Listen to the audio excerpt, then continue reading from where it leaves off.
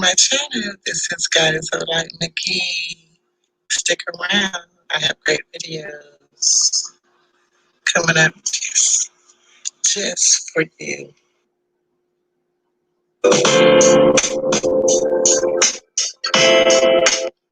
Good morning, Grand Rising, should I say. Peace and life, family. Grand Rising, and welcome to my space. Welcome back to my light. This is Goddess of Light, and I am so happy that you are joining me um, this early hour of the day. It's early, y'all. Y'all know I like to say it's early, y'all. I am really early, really early. I thought I was going to get up late since I messed around and laid down yesterday about about 4 o'clock, and I fell asleep and didn't. Then I got up about 8:30, and I was like, "Oh my goodness, I'm gonna be up all night. I'm probably gonna be doing my show about 7 or 8 tomorrow." But I went to sleep, but I am up, so I said I might as well go ahead and start my show. And here we are. Okay, make sure you guys, when you enter the room, when you come into the light, make sure you hit the like, share, and subscribe button. Hit the notification bell twice. That way, whenever I go live or whatever I do over here on my channel, over here at Goddess Nation, you will not miss anything. Okay? All right. Take care of that for me, you guys. And I hope you have um, been having a great um, time in your life up until today. I hope you had a great weekend. Yesterday started the new week on Sunday, so we are upon a new week.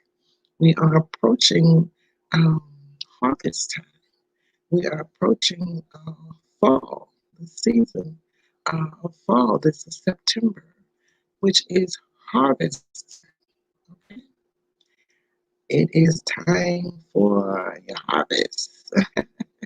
Yes, and I thought about it on yesterday.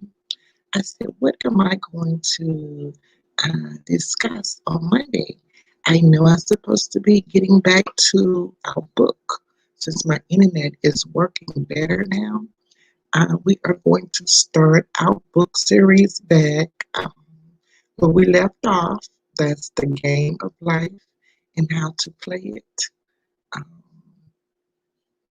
we will start that. I think we were on chapter 2, maybe chapter 2 and page 2 in chapter 2. So we will continue our book series on tomorrow.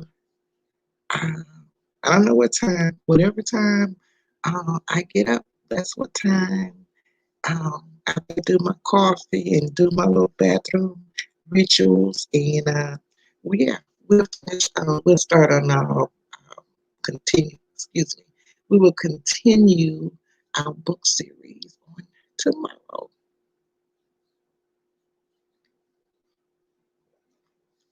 It's early, y'all. I got my coffee.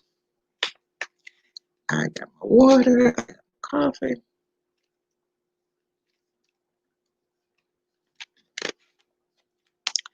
It's about 3:44, and I did write down some notes so I could make sure I had everything in place that I wanted to share with you guys on this morning. And today's topic is, let's go to the banner, and there you go. Today's topic is 5 steps to building an ancestral altar. 5 simple steps. Uh, That's really the title. of the video is 5 simple steps to building an ancestral altar. So we're going to talk about that. I'm going to share that with you guys really quick. It's very easy. Those of you that are on the spiritual path or that practice African spirituality or spirituality, period. Um, those of you that do practice, like I said, spirituality, it is a must have. Having an ancestral altar or an altar, any type of altar that, where you go to give thanks, to place your intentions, to show gratitude, to give offerings. Um, it's just not the African um, spirituality practice that have altars. Many other, um, I could say religions and are those that practice other forms of spirituality. They also have altars. Even in the church. Some people say, "Oh, you got an altar. You're not supposed to be doing that." You know, Yet and still they go to church and um, when they ask for prayer or doing different services, the pastor, quote unquote pastor, calls them where? To the altar. hmm They come on the altar, they ask for different things, they place their intentions, they do their prayers, they do their worship. The same thing is done in African spirituality and in other um, spiritual ways of life, other religions as well. So uh, having an altar is a must have. Okay, let's go ahead and get started. Okay, number one. Let's start with number one. The first thing you need to do um, when you decide to build your altar is find a sacred space. You must have a place that is sacred, which means there's no one going in and out of that area. There's no one disturbing that area because that is your own personal altar that you will be placing in that area. So that area has to be sacred. Okay.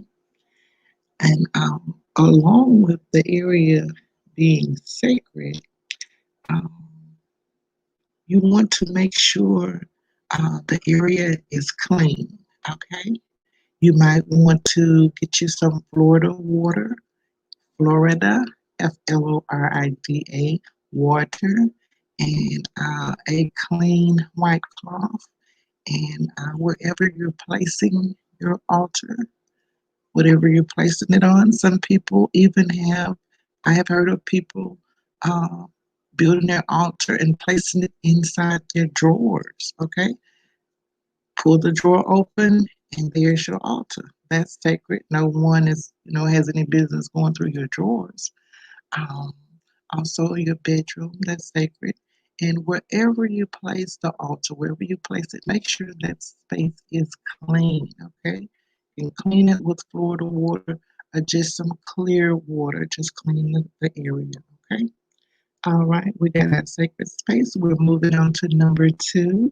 Number two, you want to make sure that you have some cleansing herbs. Okay, you want to have cleansing herbs near your altar to remove any negative energy. Okay, maybe some white sage or um, um, white sage. Let's see what else. There's another. Is it juniper? Let me look on my notes. White sage, juniper, cedar. You want to make sure you clean that area. So what we're gonna do is we're going to smudge. Okay. You will burn the incense if you have a little, excuse me, the sage. If you have a little sage bowl, place some sage there in the bowl, and then just let it burn in that area to cleanse away any negative energies. Okay. All right. Number three. I told y'all it's very simple. Number three, when building your altar, make sure you first place your cloth. Okay. You want to a clean cloth, no dirt, no rings around it. I mean, clean cloth, because this is a space where you will place your intentions, you will give thanks, you will give offerings, you will make sacrifices, you will be coming to this area and speaking to your ancestors, your spiritual guides. So we want to make sure um, the your first thing that you lay on that altar is clean.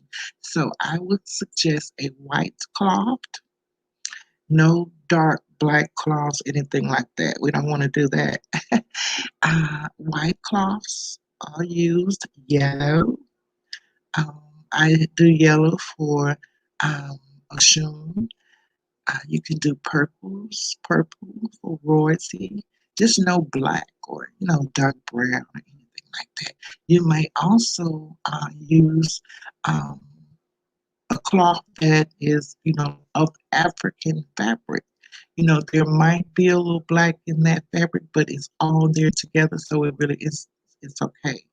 Okay, because you might have black, red, green, gold or whatever African colors. So you can use an African cloth for your foundation as well. Okay, once you do that, what you want to place on your altar are something that represents um, whatever. Let's see, you can place something that represents whatever your altar is dedicated to. So if it's dedicated to your ancestors, you want to maybe place a picture um, of your ancestors. And if you don't know, say go all the way back to your great, great, great, great, or great, great, we just do two great, great grandfather. You might just want to get a clean white piece of paper and write their names on it. If you don't have a picture of them, and you're dedicating the altar to your ancestors, your elders, your grandfather, whatever. You can just write their name down on a piece of paper and place that on your altar.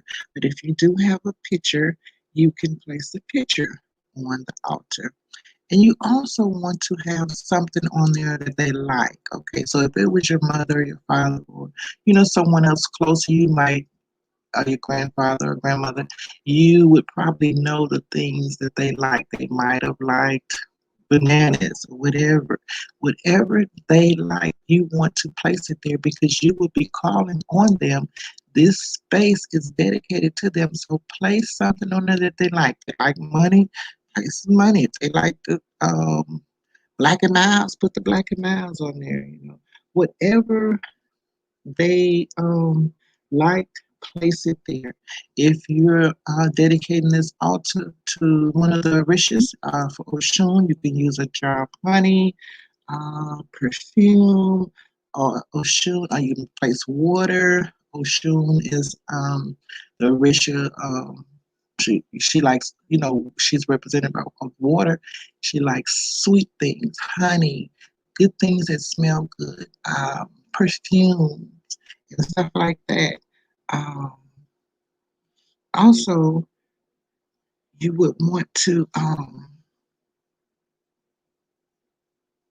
make sure if you're using fruit, bananas or oranges or any type of fruit, make sure it's not rotten or is on its way to rotting. Say maybe another day it's going to wizzle up. You don't want that. You want fresh, everything fresh for them because you will be calling on them to help you, and you don't want to give them just any old thing. Okay, so make sure you have beautiful oranges, beautiful apples, beautiful bananas or fresh, whatever, fresh water. You don't want to place a glass of water on the altar that's old and been sitting out somewhere else. Or I have heard of people, they have the water on the altar and uh, there's a ring that has formed around the glass. There's dust and everything. We want to keep everything clean and pure. Okay, so that's number three.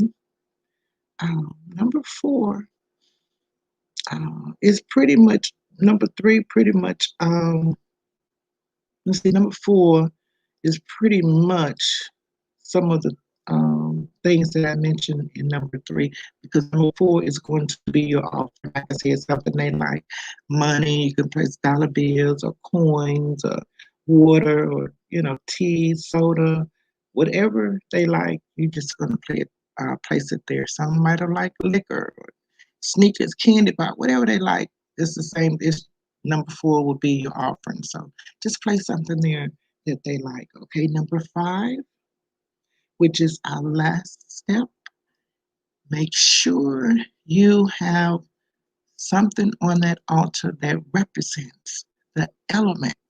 Okay, water, fire, earth, air.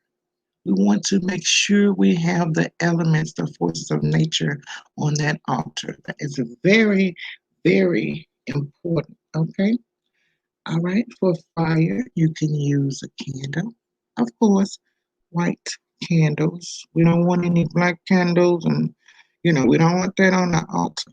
Um, we want to just use like a purple. I mean, excuse me, a white candle or yellow or something like that. A pink, something like that. Uh, Water. You can place a bottle of water on your altar, or you can just have a little small glass of clean, fresh water. Sit it on your altar. Altar gonna be looking good. The altar gonna be banging, honey. For earth, you can just get anything from the earth. A rock from outside. You want to make sure you cleanse it with maybe some Florida water or just some plain water. If you're going to be using rocks, make sure everything is clean. Um, but you can get you a little bowl, a little small bowl, or even a Ziploc bag. You can use the dirt from the earth. Use the dirt from the earth. That would be just fine. And you can also use flowers. We don't want to use any roses because roses die quickly and roses have thorns on them. We don't want anything like that on our altar. No thorns and no roses that would die. Maybe some daisies or some other plants other flowers that last a couple of few days, or it takes a little while for it to wither away. So you can use the dirt or rocks or flowers on your altar for earth. And for air, you can just simply burn an incense. I like to burn jasmine and myrrh or rain, spiritual incense. And you can also have a rose quartz on there or crystals. That will represent the air as well. But these are just, those are your 5 simple steps to building an altar. You want a sacred space.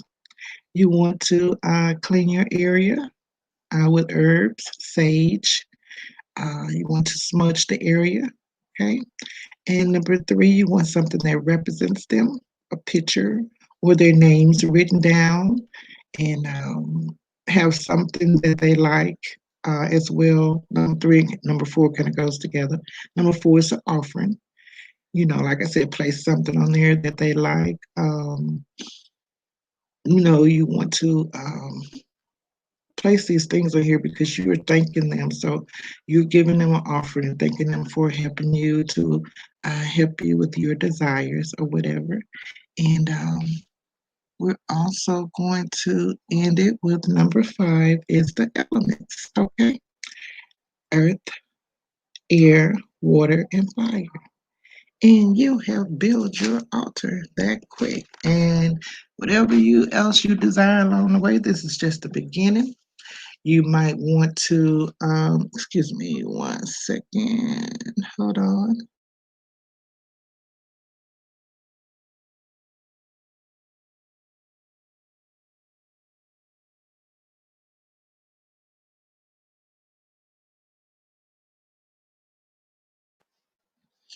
This is just the beginning. Like I said, you might want to add other things as you get more, as you gain more knowledge about building the altar and things you like to place on there. You might eventually place jewelry or, whatever you want to do. This is just the beginning, like a starting point of things you want to have on your altar. And as you learn more about it, you'll know what to place on your altar, and you'll learn what not to place on your altar. And yeah, that's simple, simple, simple. So that's going to wrap up let's go to our banner. That is going to wrap up our show this morning of about 5 steps to building an ancestral altar or an altar to, it don't have to be ancestors. It can be for one of the Orishas. It can be for anything. Um, this altar is a place to give thanks, to place your intentions. This is your sacred space. So make sure you keep it clean, dust it. When the water gets old in the glass or the bottle, throw it away. Replace it with a new glass of water, a new bottle of water. When the fruit gets old and the ancestors have had their fill of it, you can throw it out as well. Make sure you have an incense burner, the holder, to catch the ashes from the incense. I have seen people altars, they're like, oh, that's my altar. They don't show everybody. It's just special people. And there's ashes all over the altar from the incense burning. We don't want that. We want to make sure we have something to catch those ashes, and we want to throw them out. Okay. And we place new incense on our altar. When our candle gets old and burn out, we don't want to leave it on the altar. We want to throw it out and replace new. So whatever we use or whatever we place on our altar when it's old, we throw it out and we get new items to place on our altar uh, to show gratitude and thanks to our ancestors. Okay. All right, y'all. I am going to get back here and get my coffee. Mm, good. We are about done this morning. So I am going to end the video here.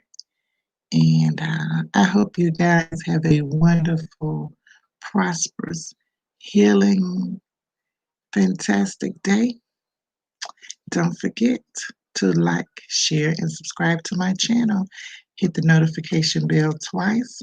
That way, whenever I go live or whatever I do on my channel, you will be here for it. Okay? All right. And we are ending the show. Thanks for joining me today, you guys. For all of you that will be catching the replay, make sure you like the video, subscribe to my channel. All right. Hello. Hello. Hello, Lydia. You're catching the end, girl. Grand rising to you. You are at the end of my show. Make sure you go back and watch the show. You will find some interesting um, tidbits that I had to share. Welcome, welcome. Girl, you up at 4 o'clock in the morning? At least I'm not alone. Yes. Girl, what's been going on? What's been going on? I hope you've had a wonderful weekend. I had a good weekend. Just kind of slow, relaxing. Yeah, I started early this morning, Lydia, about 3:45. So I've been up for about 30 minutes or so, maybe about 40 minutes or so. Mhm. Okay, make sure you catch the replay. I'm having my coffee. Make sure you get your cup of coffee. You drink coffee or tea? Get your cup of coffee, honey. I have to have my coffee to get me started in the morning. You trying to stay safe. What you say? You trying to stay what? Say that again. You got trying to stay forced. What you trying to say? Let's put Lydia's comment on the screen. Okay. Okay. All right. Thank you. Much love. Have a blessed and prosperous day as well, Lydia. Okay. Thank you. Thank you. Thank you. Welcome to my space. Yes, morning coffee, honey. Yes, we need our coffee. Okay, I will talk to you later. Make sure you get a chance. If you get a chance, make sure you catch the replay and comment in the comment section below, okay? All right. Peace, love, and light. Have a great day, everyone. Namaste.